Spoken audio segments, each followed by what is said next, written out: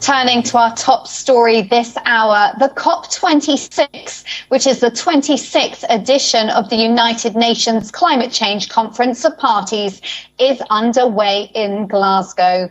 It is the biggest and arguably the most important climate summit of our times. The last hope to keep the 2015 goal to limit global warming to 1.5 degrees Celsius. Something that UK Prime Minister Boris Johnson echoed, saying that if Glasgow failed, then the whole effort would fail.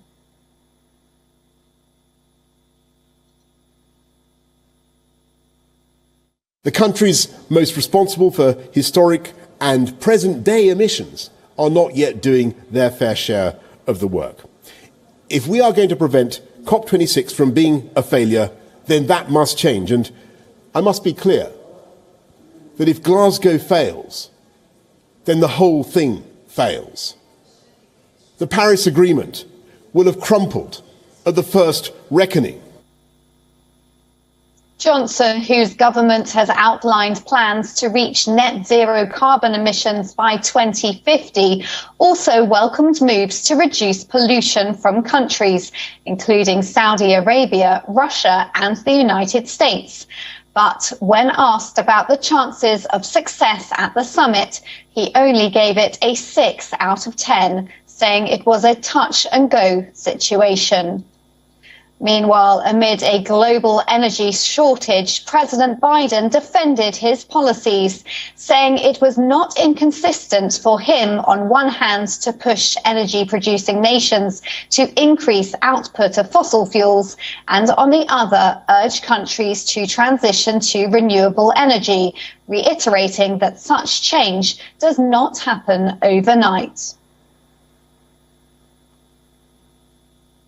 Well, on the surface, it seems like an irony, but the truth of the matter is, you've all known, everyone knows, that the idea we're going to be able to move to renewable energy overnight and not have, and from this moment on, not use oil or not use gas or not use hydrogen is just not rational. COP26 President Alok Sharma opened the 2-week summit on Sunday and called on countries to work together in his opening remarks. The rapidly changing climate is sounding an alarm to the world to step up on adaptation, to address loss and damage, and to act now to keep 1.5 alive. And we know that this COP26, is our last best hope to keep 1.5 in reach. About 197 nations are participating in the annual climate meet, which is being hosted by the United Kingdom. The member parties will chalk out plans to reduce carbon emissions, concentration of greenhouse gases, and human intrusion in the planet.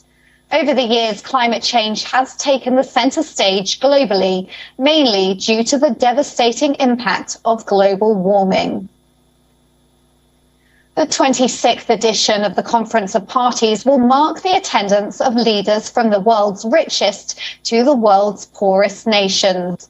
They will collectively discuss ways to achieve the goals set in the Paris Climate Accord.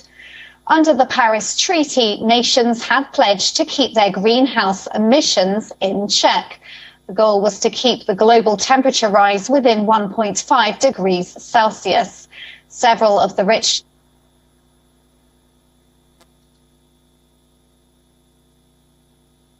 Okay.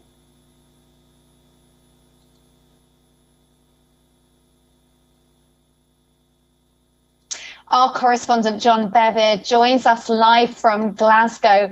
John, how's it going over there? Can you tell us the latest on what's happening at the conference? Yes, well, people are streaming into the conference venue now. As you just said, somewhere in the region of 200 countries are represented here. And certainly when I was out on the streets yesterday, I saw people with badges from all over the world. There are somewhere in the region of 25,000 delegates expected here. The next couple of days is all about the world leaders. A lot of them have come straight here from the G20 Summit in Rome, which has already been criticised for not making firm goals and coming up with firm plans as to exactly what can be done to help avert this climate catastrophe that a lot of the climate experts are warning about. So that's what we're seeing really in the next couple of days, and we've been hearing some stark warnings from people, some of which we've just heard, about just how bad things are at the moment and just what a huge impact global warming is already having on the planet, and how that is going to get much worse in the coming years and decades unless definite action is taken now. And John, what's the atmosphere like? Is there one of optimism or pessimism overall, would you say? Well, I'll be honest, I think a lot of people don't think that these nations are going to be able to put aside their differences to come together, to come up with these wide-ranging and expansive policies and definite ideas that are going to make a real change. Certainly a lot of people here are coming with the right intentions, people hoping that they are going to be able to make some real differences here in the coming days and over the next 2 weeks in order to be able to make a positive impact on the planet.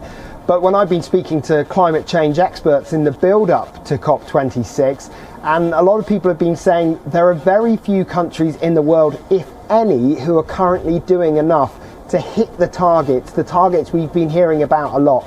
The 1.5 degree rise in temperatures, limiting it to that. The money being given from rich countries to poor countries. The UK Prime Minister Boris Johnson has this morning warned that we are 1 minute to midnight because the clock is really run down in terms of time for action. So there are stark warnings and mixed feelings about whether there's really going to be much in the way of definite ideas decided here. Thank you, John Bevier, for joining us live from COP26 in Glasgow there.